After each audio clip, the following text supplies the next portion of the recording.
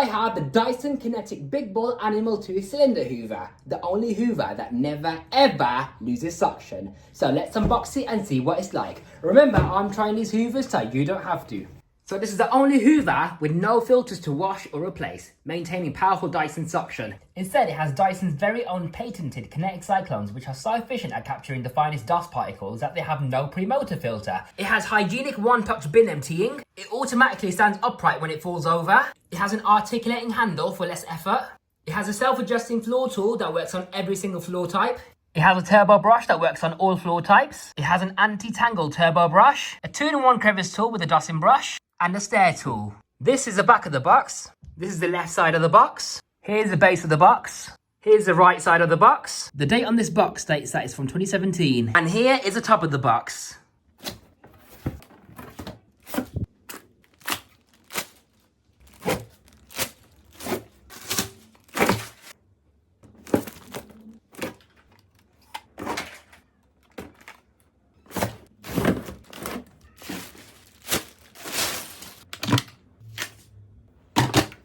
Here's everything at the box.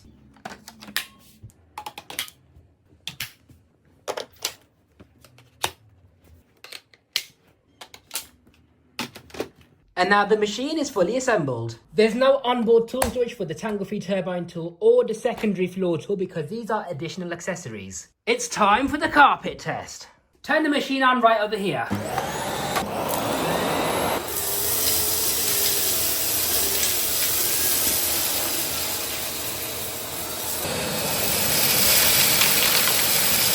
Wow, what a tremendous result. One thing I have noticed though is that, you know, the filter for the turbine underneath the machine, well not the machine, the floor tool, it got covered in fluff, so the brush bar started to slow down. But now that I've cleaned it, it should be working perfectly fine again. Okay, before we continue, we need to empty the bin. It's not at the maximum fill line yet, but I have noticed that inside here, where the cleaner enters the cyclones, there's a bit of dust, so sadly, the kinetic technology is not perfect. Press the red button on the top and it should empty out easily. Now let's try out the pneumatic floor tool.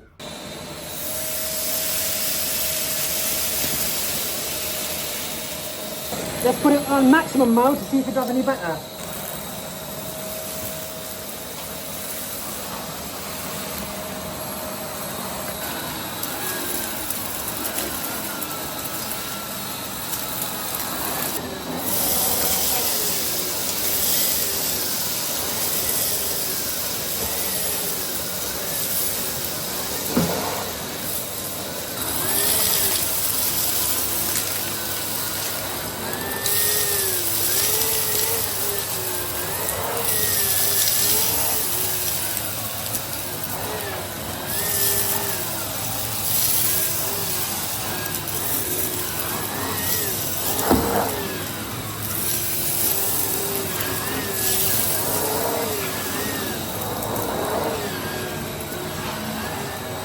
Really impressed by the carbon fibre turbine head. Let's continue cleaning up with the pneumatic head now. Fine. Okay, another update. This is how dusty it is now. See that dust in there?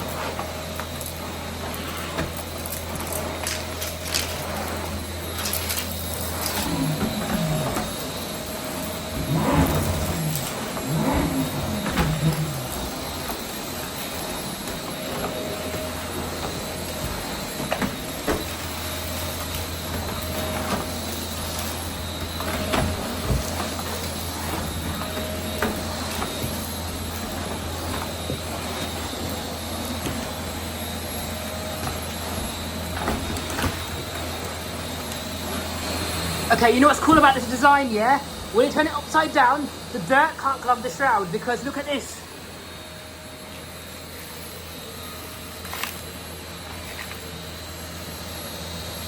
See that? Genius. Okay, now that we use both floor tools, here's what I think about the results. The carbon fiber turbo brush is fantastic. It picked up the large debris very well and it left the carpet spotless, leaving very good carpet lines as well. The pneumatic head had potential, but the main reason why I struggled with the larger debris is because of the way it separates the carpet fibers by this flip down bar design. So of course it's going to snowplow larger debris, isn't it? So for normal cleaning, it's a decent floor tool, but just not for large debris. Unless using it on a hard floor, then it will pick up large debris, but just not on carpets. Now let's see how well it works at edge cleaning.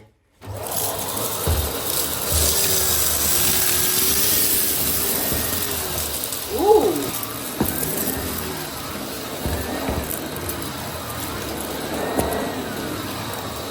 Already, that's taken less passes than most vacuums I've tried recently, and it's done a far better job.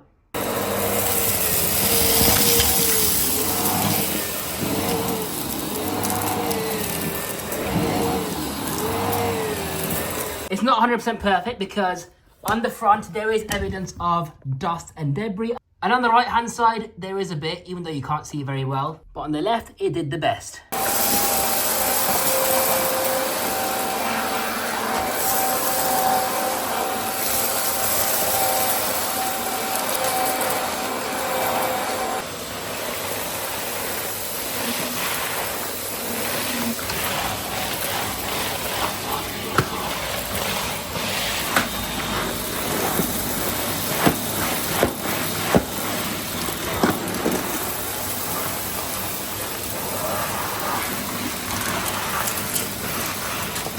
Both floor tools have done really well, but I think the winner is the turbo brush. Okay, so far I'm really enjoying this Dyson. It works really well from what I've seen so far, except for one thing, the cyclones, because you saw me empty the bin before it reached the maximum fill line, right? Because I haven't overfilled it, yeah? So surely the cyclone should be working properly. However, unfortunately, if you take a look inside here, this is where the clean air exits the cyclones and it just covered itself with dust. So that's a bit of a shame. I'm not really happy about that.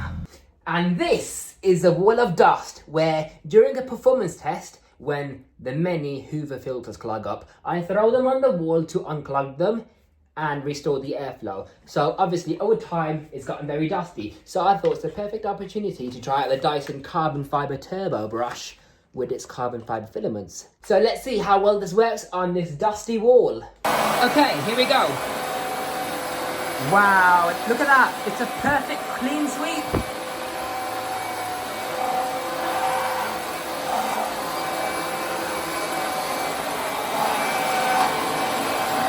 Look at the before and after difference. Okay, this right here is not perfect, so let's give that another go. Oh, that's a lot better now.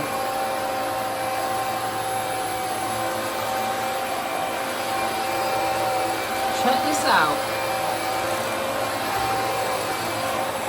It looks like brand new now. Sort of. Okay, this is taking a few passes, so let's go on that again.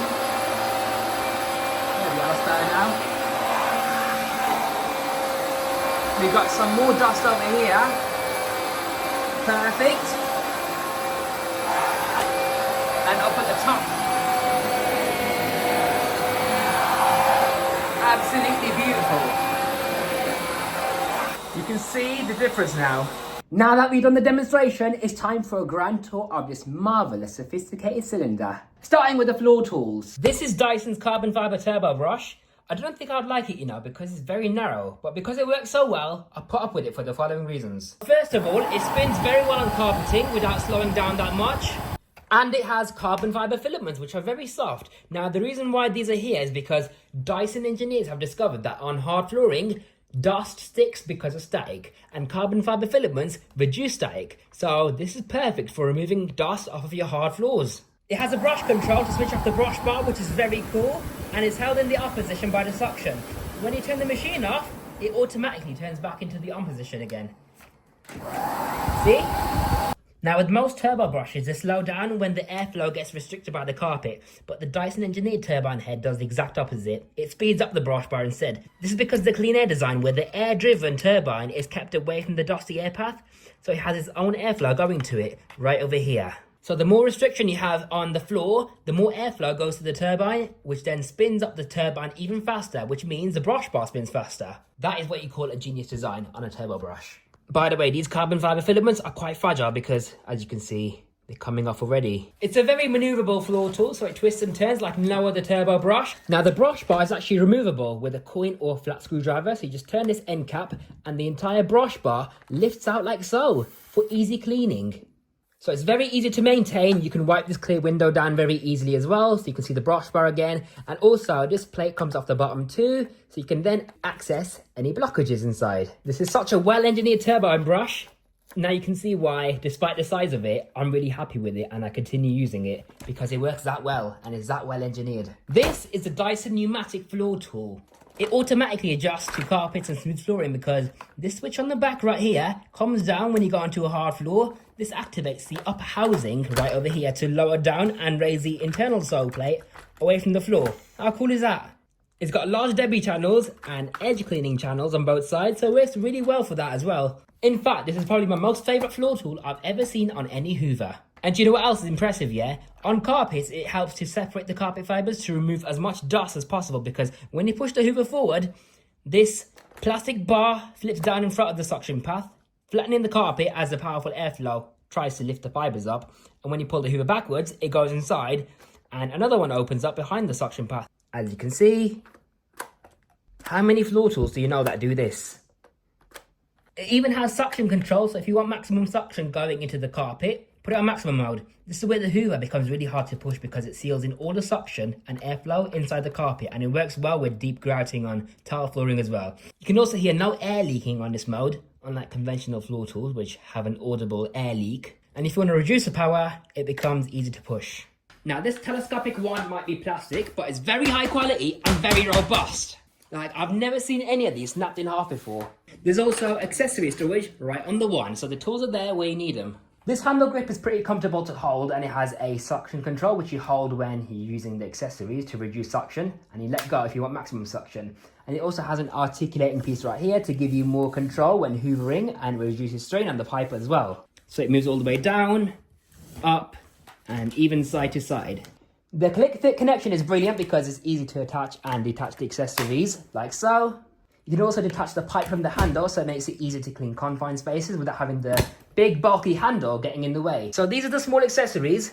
The stair tool is okay. It's not the best one they made because it doesn't glide very well when pushing it forwards, but it works. The crevice tool is very long and it can reach in between car seats pretty well, but it has these airflow vents, and that's because Dyson cyclones need as much airflow as possible to effectively filter the dust from the air with the centrifugal action that's required within the cyclones.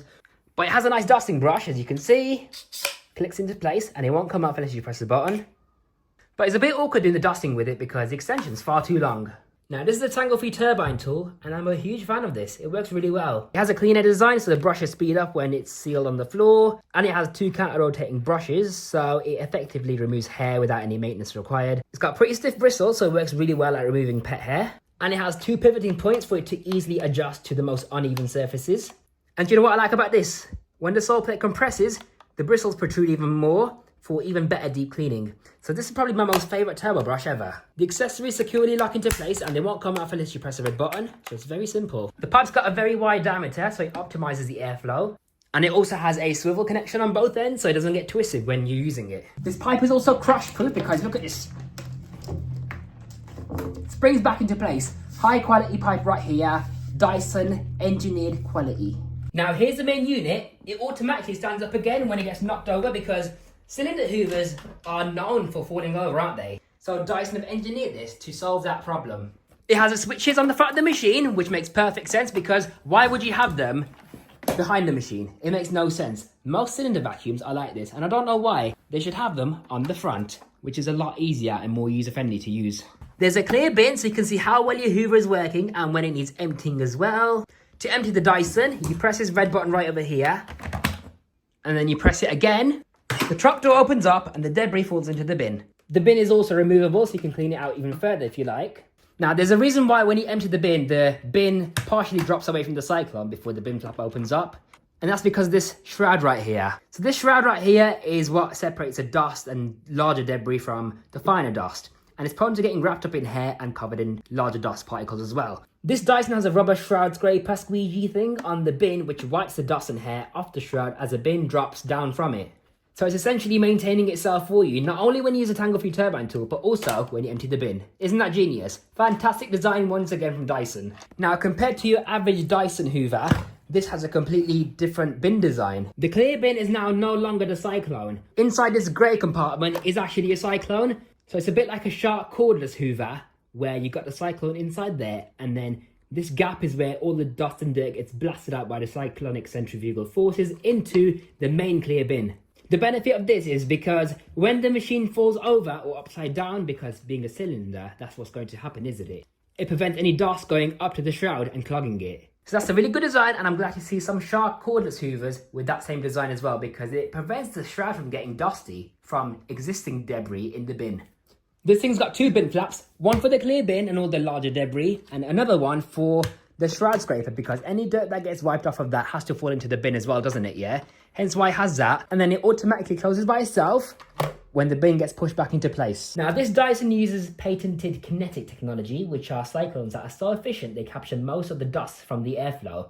So instead of having to rely on a dust bag or a pre-motor filter which can clog the pores and reduce airflow, the Dyson Cinetic cyclones maintain the airflow year after year without any maintenance whatsoever. All you gotta do is just empty the bin before it reaches the maximum fill line, like that. Dyson says that their Cinetic technology is so efficient that there's no filters to wash or replace. So besides the main brush bar and emptying the bin, this Dyson's pretty much maintenance free. However, there is a post-motor HEPA exhaust filter though to capture carbon emissions from the motor and any dust that makes its way past the cyclones, because the Cinetic cyclones might be really efficient, but they don't filter out 100% of the particles. I wish there was a pre-motor filter in this machine, but it's still very cool that such a machine exists with all this technology.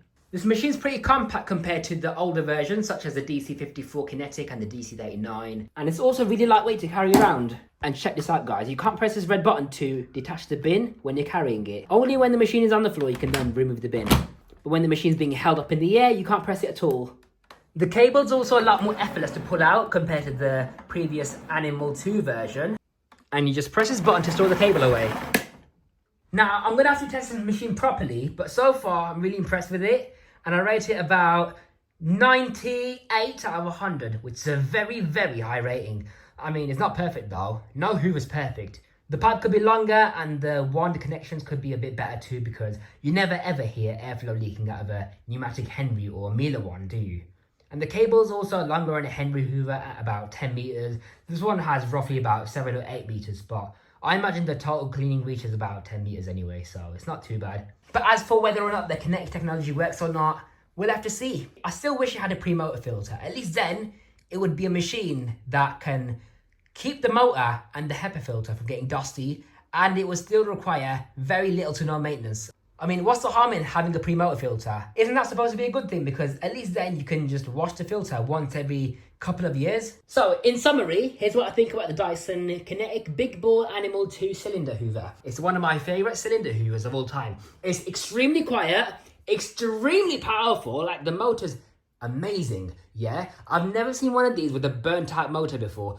It's portable, it's lightweight, and it actually stands up by itself when it falls over, which no other Hoover has done before. The build quality is fantastic, and the engineering in the bin design is phenomenal. I like the carbon fiber turbine head because despite the size of it, who would want to be hoovering with that, yeah? But despite the size of that floor tool, I still use it the most because it works that well, and the pneumatic head for hard floors and carpets is also amazing. The tangle-free turbine tool is top notch. It's such an elegant, beautiful looking machine. It has fantastic cyclones, and knowing Dyson, it has a sealed HEPA filter as well for allergy sufferers. It's very easy to empty. All this while being a 700 watt machine is outstanding. So if you want to see a performance test with this Dyson, stay tuned and I'll get it done very, very soon. So for those of you who've managed to stay till the end of the video, you deserve to know that the new Shark over here that I just got recently is a Navigator Liftaway Deluxe. Now, I've done the performance test on it and it's done really well. However, I've noticed that this one seems to be a little bit more powerful than the lavender one. But at the same time, that's not a good thing because you know how it clamps down to the carpet a little bit more? It seems to struggle with larger debris a bit more compared to the lavender one. So I'm not sure if it's going to be as good as the lavender in that aspect. But this one has a 1200 watt motor, if I remember correctly. I can't remember the wattage of the lavender one though, but that's a difference I've noticed. And the crevice tool is nowhere near as good as the lavender shark either. And also when I used it on the deep pile white carpet downstairs, it seems to skip when I pull the machine back. Whereas the lavender one doesn't do that. So I don't know what's going on there. So yeah, I don't know which one I prefer now. But if you're looking forward to seeing the performance test with this shark, this is going to be the next one. And then I'll do the Dyson maybe at some point too. Hopefully next.